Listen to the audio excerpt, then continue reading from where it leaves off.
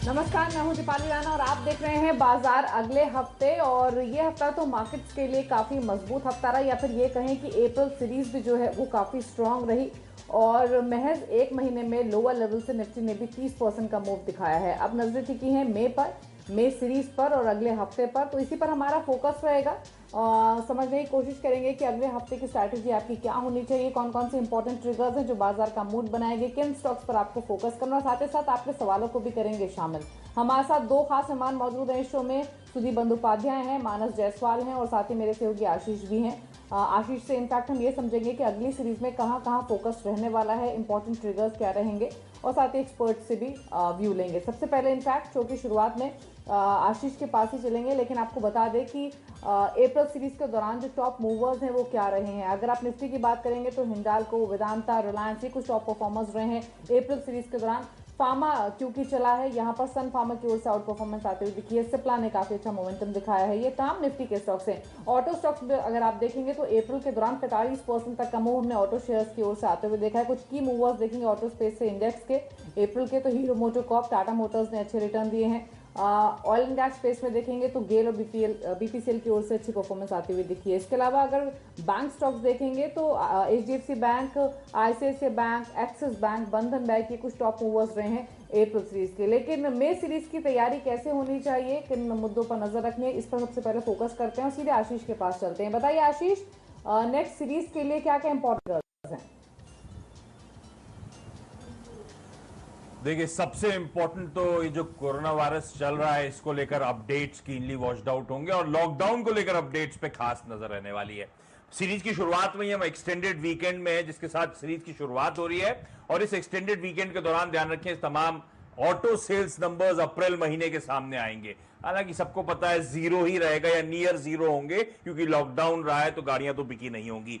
खैर, इसी extended weekend में हमें ये भी क्लैरिटी मिल जाएगी कि लॉकडाउन 2.0 के बाद की तस्वीर कैसी रहेगी, जिस पर स्टॉक मार्केट्स मंडे को रिएक्ट करेंगे। मंडे को वायदा बाजार का पहला दिन होगा इस नई सीरीज का, और उस दिन एफएनओ में कुछ चेंजेस होने हैं। इंक्लूड होगा एसबीआई लाइफ इंश्योरेंस का स्टॉक वायदा में, और ऑयल इंडिया का स्टॉक जो कि अब तक वायदा का हिस्सा था बाहर होता हुआ नजर आएगा।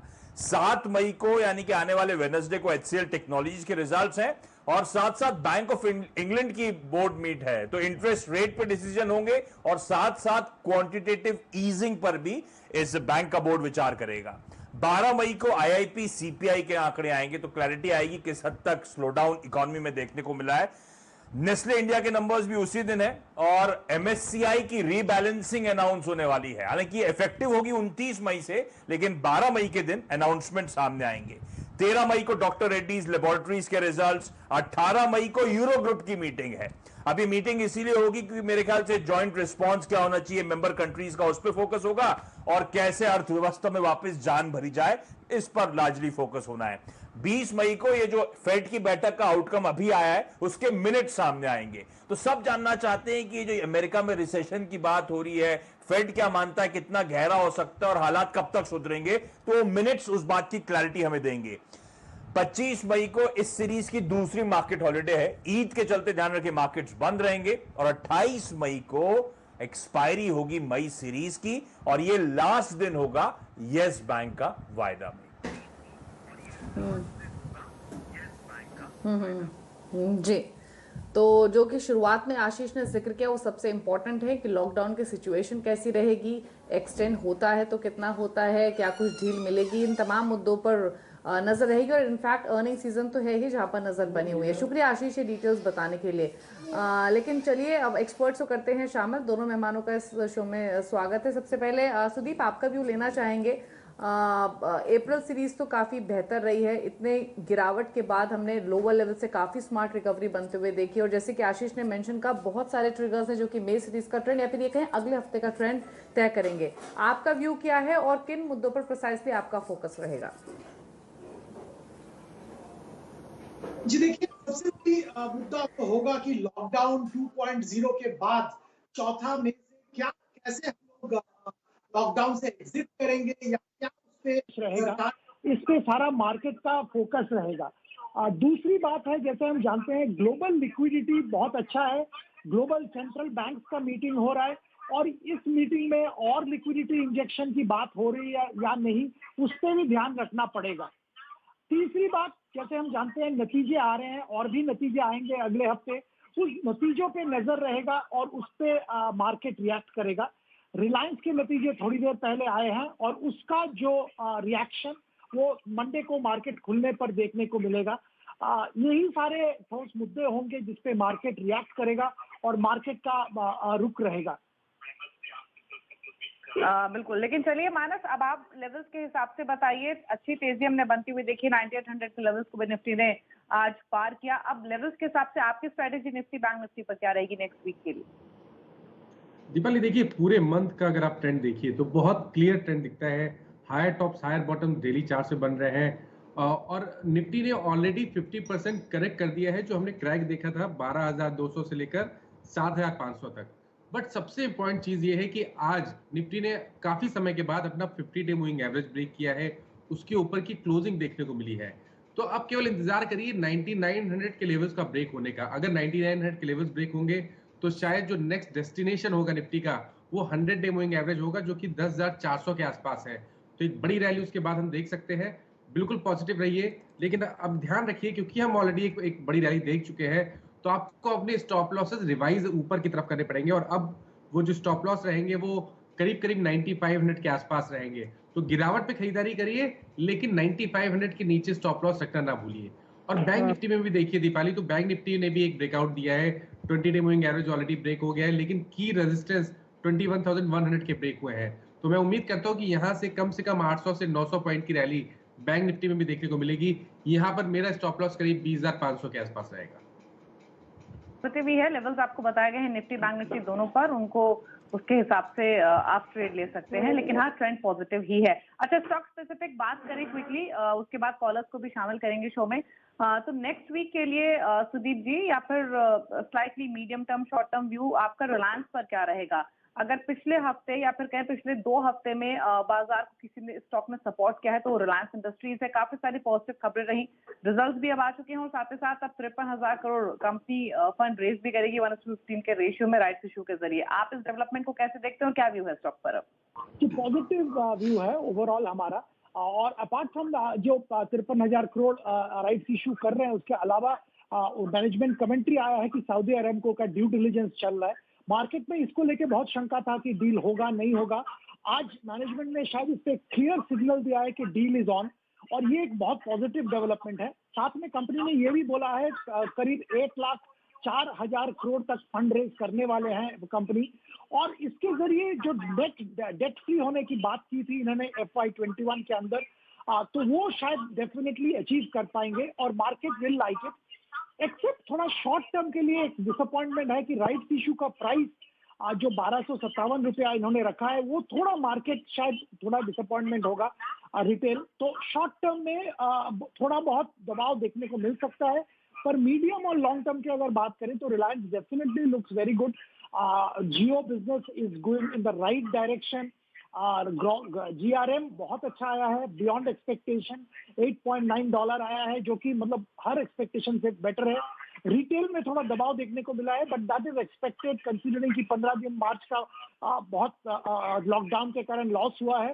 पर ओवरऑल द ट्रेजेक्टरी बहुत ही पॉजिटिव है और हम इस पे 1,800 रुपए का टारगेट लॉन्ग टर्म के लिए रख के चल रहे हैं। तो इस हिसाब से खरीदारी की जा सकती है। Short term volatility may be an opportunity to accumulate.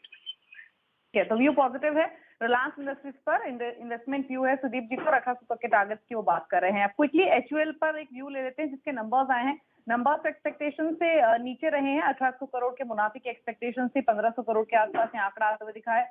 और इम्पोर्टेंट ये है कि अनुमान ये था मानस की जो डोमेस्टिक वॉल्यूम ग्रोथ है, जिसको काफी क्लोजली मार्केट वॉच करता है, वो फ्लैट रहने की पॉसिबिलिटी थी या फिर स्लाइट ग्रोथ आने की एक्सपेक्टेशन थी, लेकिन नेगेटिव 7% के आसपास यहाँ पर हमने वॉल्यूम ग्रोथ 7% डिक्लाइन हुआ है। आपका व्यू क्या रहेगा लेवल्स के हिसाब से? क्या इंपॉर्टेंट लेवल्स आप सजेस्ट करेंगे मंडे के सेशन के लिए? दीपाली देखिए, कुछ दिन पहले तक हिंदुस्तान यूनिलीवर ने एक बड़ी रैली दिखाई थी जब 2600 के लेवल्स टेस्ट हुए थे। लेकिन पिछले 10 से 12 सेशन में जब निफ्टी ने परफॉर्म करना शुरू किया, ब्रॉडर मार्केट ने परफॉर्म करना शुरू किया, तो हिंदुस्तान यूनिलीवर क्या ज्यादातर FMCG स्टॉक में हमें प्रॉफिट बुकिंग देखने को मिली है। और पैटर्न को देख के लगता है कि शायद ये करेक्शन अभी और डीप होगा। कम से कम अब स्टॉक अपना 200 डे मूविंग एवरेज, जो कि मेरे ख्याल से 2050 के आसपास है, उसको टेस्ट करने की कोशिश करेगा। मेरी राय में अगर आपको खरीदारी करनी है हिंदुस्तान यूनिलीवर में, तो इंतजार करें जब स्टॉक 2000 और 2050 की रेंज में आए तो वहां खरीदारी करें। अभी सही समय नहीं है खरीदारी करने का। ठीक है, और क्विकली एक टेक महिंद्रा पर भी मानस आपका व्यू, यहाँ भी नंबर्स एक्सपेक्टेशन से लोअर साइड पर रहे हैं, लेवल्स बताइए इसके लिए और स्ट्रैटेजी मंडे के लिए। देखिए, एक साइडवेज कंसोलिडेशन देखने को मिल रहा है। केवल आपको एक स्तर दूंगा कि इसके ऊपर अगर निकले तो ही आपको खरीदारी करनी है, और वो लेवल है 560। जब 560 के ऊपर निकले तभी आपको स्टॉक में खरीदारी करनी है। अदरवाइज आपके पास ऑलरेडी है, आप होल्ड कर सकते हैं, लेकिन एक स्ट्रिक्ट स्टॉप लॉस 524 के नीचे जरूर रखें। सबसे आप ट्रेड दे सकते हैं। अच्छा सुदीप जी, अर्निंग्स के हिसाब से कहीं आपका फोकस रहेगा मई सीरीज में? हालांकि नेस्ले के नंबर्स आने हैं मई में, येस बैंक अपने नंबर्स पोस्ट करेगा, मिड कैप की लिस्ट काफी लंबी है नंबर्स के हिसाब से। रिजल्ट्स के हिसाब से आपका ध्यान कहाँ रहेगा अगले हफ्ते या फिर मई में? देखिए, मई में रिजल्ट में बैंकिंग एंड फाइनेंशियल सर्विसेज में ध्यान रहेगा, आईसीआईसीआई बैंक के नतीजों पे ध्यान रहेगा, एसबीआई के नतीजों पे ध्यान रहेगा, क्योंकि ये एक सेक्टर है जहां पे एक बहुत बड़ा दबाव बना हुआ है, बहुत तरह तरह के व्यूज है, और जो प्लेयर्स है वो भी बहुत डिफरेंशिएटेड है। तो इन दोनों कंपनी दिग्गज बैंक के नतीजे पे हमारा ध्यान रहेगा। इसके अलावा फार्मा कंपनीज, बड़े जो दिग्गज फार्मा कंपनीज, उनके नतीजे वहां पे ध्यान रहेगा। कुछ कंपनी जैसे आपने जिक्र किया, नेस्ले, आईटीसी, यहाँ पे ध्यान रहेगा।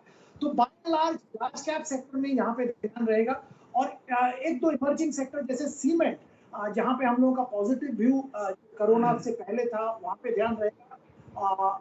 ओवरऑल यही सेक्टर पे हम ध्यान रखेंगे, और इसमें डेवलपमेंट पे नजर रखना पड़ेगा। अच्छा सुदीप जी, मैं क्वेरीज अब शामिल करूंगी शो में, लेकिन संक्षेप में फार्मा में आपकी पिक क्या है? क्योंकि फार्मा स्टॉक्स ने इतने स्ट्रॉन्ग रिटर्न दिए हैं मार्च एंड ऑनवर्ड्स, और इतनी तेजी के बाद 70-80% तक भी स्टॉक चले हैं लोअर लेवल से। तो एक कंफ्यूजन है कि अब कौन सा स्टॉक खरीदना चाहिए, क्योंकि फार्मा पर अभी भी काफी फोकस बना हुआ है। एक स्टॉक जो आपको मौजूदा लेवल्स पर भी अच्छा लग रहा है फार्मा स्पेस में? जी दीपाली, आपने बिल्कुल सही सवाल खड़ा किया है। देखिए, फार्मा में बहुत सारे स्टॉक्स चल रहे हैं, क्योंकि उसमें Covid related, corona related vaccine या कुछ दवा इसके बाद चल रहे हैं। जैसे स्ट्राइड्स देखा है हमने, ग्लेनमार्क देखा है। और हमारा व्यू है कि अगर आप थोड़ी लंबी अवधि के लिए सोच रहे हैं, तो आपको थोड़ा लार्ज कैप और स्टेबल कंपनीज है, जो वन प्रोडक्ट कंपनी नहीं है और वन प्रोडक्ट वंडर नहीं है, यहाँ पे फोकस करना पड़ेगा। और इसके लिहाज से हम लोग निवेशक को जो लार्ज कैप में डॉक्टर रेड्डीज और सन फार्मा में नजर रखने की और यहाँ पे खरीदारी करने की सलाह दे रहे हैं। करंट लेवल पे भी हम लोगों को लगता है यहाँ पे बहुत ग्रोथ आने वाले दिनों में देखने को मिल सकता है। स्टेबल स्टेडी कंपनीज है, अच्छा खासा परफॉर्मेंस है। यूएस में जो दिक्कतें थी वो कुछ हद तक दूर हो रहा है, डोमेस्टिक मार्केट में अच्छा शेयर है, डाइवर्सिफाइड पोर्टफोलियो है। तो सन फार्मा और डॉक्टर रेड्डीज में खरीदारी की जा सकती है। ठीक है, तो फार्मा में सन फार्मा, डॉक्टर रेड्डीज खरीद सकते हैं। डॉक्टर रेड्डीज के इनफैक्ट नंबर्स भी मई में आएंगे, तो वहाँ पर फोकस बना रहेगा। लेकिन चलिए अब सवालों को करते हैं शामिल। मौजूदा मार्केट में हर कोई निवेशक यही जानना चाहता है कि अपने इन्वेस्टमेंट्स को लेकर क्या करना है। तो पहला सवाल ले लेते हैं जो हमें ट्विटर पर मिला है, श्याम प्रसाद का, पटना से इन्होंने सवाल भेजा है, और सवाल है इनका गति पर। इनके पास 400 शेयर्स हैं, 67 इनका परचेजिंग प्राइस। इनफैक्ट हमारे साथ फोन लाइन पर भी बने हुए हैं। मिस्टर प्रसाद, गुड इवनिंग, बताइए क्या सवाल है आपका? मैडम वही सवाल है कि गति लिमिटेड का आगे का व्यू क्या रहेगा? मेरा 66 का प्राइस है सर, 100 का। ठीक है, पूछ लेते हैं। मार्केट में जो गिरावट आई उसमें उसका हिस्सा ये स्टॉक भी रहा, और इनफैक्ट पहले से ही थोड़ा सा वीक भी था। मानस, आप बताइए गति पर इनको क्या करना चाहिए? 38 पर ट्रेड कर रहा है, इनके बाइंग प्राइस से तो ऑलमोस्ट आधा हो चुका है। देखिए, ये बोलना कि उनका जो बाइंग प्राइस है वो आ जाएगा नहीं आ जाएगा, वो थोड़ा जल्दी है। लेकिन एक चीज जरूर है कि 35 के आसपास गति में काफी सपोर्ट है। पिछली बार भी जब स्टॉक में गिरावट देखने को मिली थी तभी भी स्टॉक ने 35 के आसपास सपोर्ट लिया था, और इस बार भी 35 के आसपास सपोर्ट लिया है। तो केवल इतना इनको बोलूंगा कि इनको 35 के नीचे स्टॉप लॉस जरूर लगाना है, और ऊपर की जहां तक बात है, एक 41 42 पे एक छोटा सा रेजिस्टेंस दिखता है। जब वो लेवल्स ब्रेक हो तो ये स्टॉक में एवरेज कर सकते हैं, क्योंकि उस केस में शायद 200 डे मूविंग एवरेज भी टेस्ट होंगे, जो कि शायद 60 और 62 की रेंज में है। तो उम्मीद करिए कि 42 के लेवल्स ब्रेक हों और आप एवरेज करें, लेकिन अपना स्टॉप लॉस 35 के नीचे जरूर लगाएं। ठीक है, तो 35 के नीचे स्टॉप लॉस जरूर मेंटेन कीजिए, वो ब्रीच हो तो निकलने का ही सजेशन होगा, लेकिन इस लेवल पर जरूर ध्यान दीजिएगा। अगले कॉलर नितिशा है हमारे साथ जयपुर से। नितिशा नमस्कार, बताइए क्या सवाल है आपका। नमस्ते मैम। मैम मेरे को ये आरसीएफ रिलेटेड पूछना है कि ये एट द करंट रेट मैं ले सकती हूँ क्या 1000 शेयर, और मेरे को बीईएल है मेरे पास 74 की रेट पे 500 शेयर, और टाटा मोटर्स के लिए पूछना है कि 59 की रेट पर है मेरे पास में 1000 शेयर, उसमें मैं प्रॉफिट बुक कर सकती हूँ क्या।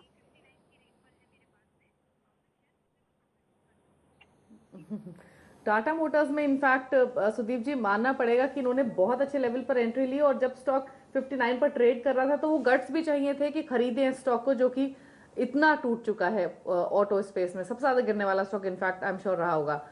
बताइए टाटा मोटर्स शानदार मुनाफा इनको हो रहा है, प्रॉफिट्स ले लें या फिर होल्ड रखें। बीएल में क्या करें, यहाँ पर 74 की बाइंग है। जी देखिए, टाटा मोटर्स में आपने जैसे बोला है बहुत हिम्मत करके इन्होंने किया है, और मेरा राय तो होगा प्रॉफिट बुक कर लीजिए, क्योंकि टाटा मोटर्स में अभी जैसे यूरोप में मार्केट्स खुल रहे हैं और मार्केट्स चाइना में भी खुल रहा है, इसके चलते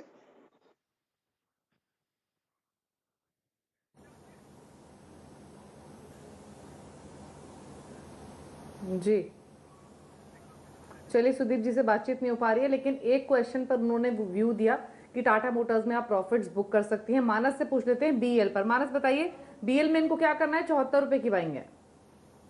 74 रुपए की बाइंग है, और अगर ये ट्रेडिंग पोजीशन है तो पहली चीज 65 के नीचे स्टॉप लॉस रखें। एक बड़ा रेजिस्टेंस है 76 और 78 की रेंज में, और दीपाली जी जब ये ब्रेक होगा तो मैं समझता हूँ कम से कम आपको 90 रुपए से लेकर 92 रुपए तक के लेवल्स देखने को मिलेंगे। मेरी राय में स्टॉक में बने रहे, बट अपने स्टॉप लॉस 65 के नीचे जरूर रखें।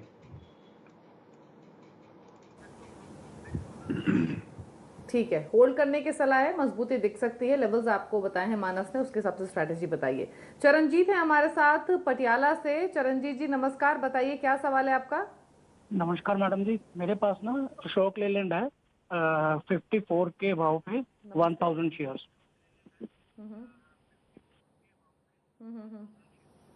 आपके बाइंग प्राइस के पास ही है अशोक लेलैंड, 52 52.5 के आसपास या क्लोज हुआ है 9% मजबूती लेकर। सुदीप अगर हमारे साथ मौजूद है तो उनसे राय ले लेते हैं अशोक लेलैंड पर, क्योंकि इनका 54 का एवरेज बाइंग प्राइस है। सुदीप जी बताइए अशोक लेलैंड पर क्या सजेशन होगा इनके लिए। करेक्शन वापस आ गया है अशोक लेलैंड पे। ये अगर लंबी अवधि के लिए सोच रहे हैं तो निवेशित रह सकते हैं, पर अगर इनका शॉर्ट टर्म नजरिया है तो हमारी सलाह तो यही होगी कि अगले 2-3 दिन में एक बार प्रॉफिट बुक करके निकल सकते हैं। पर अगर लंबी देर के लिए इन्होंने लिया है, 6 मंथ प्लस हॉराइजन है इनका, तो निवेशित रहिए। हमारा मानना ये है कि जो कमर्शियल व्हीकल मैन्युफैक्चरर है वहां पे रिकवरी जरूर आएगा कोरोना के बाद, और रिकवरी में थोड़ा टाइम लगेगा। It will be not A V shaped recovery but A U shaped recovery. तो लंबी अवधि के लिए आप रखना चाहते हैं तो निवेशित रहिए। लॉन्ग टर्म व्यू है तो होल्ड रखिए, अशोक लेलैंड में निवेशित रह सकते हैं। रोहित शर्मा ने सवाल भेजा है दिल्ली से, और इन्होंने सवाल हमें ट्विटर पर भेजा है। एसबीआई पर इनकी क्वेरी है। 150 स्टॉक्स इनके पास, 186 इनका परचेजिंग प्राइस है, 190 के आसपास एसबीआई का क्लोजिंग हुई है। मानस बताइए इनके बाइंग प्राइस से तो थोड़ा ऊपर है अभी स्टॉक, बट अब इनको करना क्या है। देखिए स्टॉक ट्राई तो जरूर कर रहा है अपना एक बेस बनाने की 175 के आसपास, तो पहली चीज 175 के नीचे इनको स्टॉप लॉस रखना है। हालांकि जो ट्रेंड बुलिश होगा वो है स्तर 200 रुपए का। जब स्टॉक 200 रुपए के लेवल्स ब्रेक हो तो आप समझिएगा कि कम से कम आपको 235 से लेकर 250 तक के लेवल्स देखने को मिल सकते हैं। तो मेरी राय में बने रहे, अपने स्टॉप लॉसेस 175 के नीचे लगाएं। ठीक है, तो 175 के नीचे एक स्टॉप लॉस मेंटेन कीजिए, एसबीआई आप होल्ड कीजिए। एक ब्रेक के लिए रुक रहे हैं, ब्रेक के बाद कुछ और क्वेरीज को शामिल करेंगे और साथ ही मानस के 2 पिक्स जानेंगे अगले हफ्ते के लिए, फिर सोमवार के लिए। जल्द वापस आते हैं।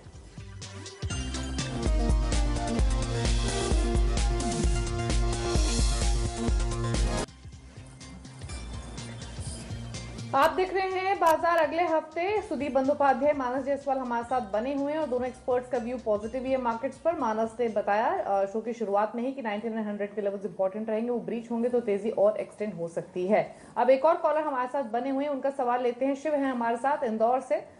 शिव नमस्कार, बताइए क्या क्वेश्चन है आपका? मैम ये मेरे पास 327 के हिसाब से 2100 शेयर्स हैं दिलीप बिल्डकॉन के।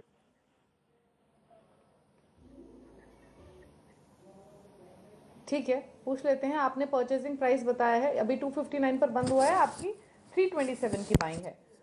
सुदीप जी, दिलीप बिल्डकॉन हालांकि नीचे के लेवल की इनकी बाइंग है, लेकिन इनके बाइंग प्राइस से भी स्टॉक नीचे ट्रेड कर रहा है। अगर 52 वीक हाई से कंपेयर करें तो वो तो 650 का है। लेकिन सजेशन क्या होगा इनके लिए? थोड़ा एवरेज कर लें लेवल्स पर या फिर मौजूदा पोजीशन को रखें?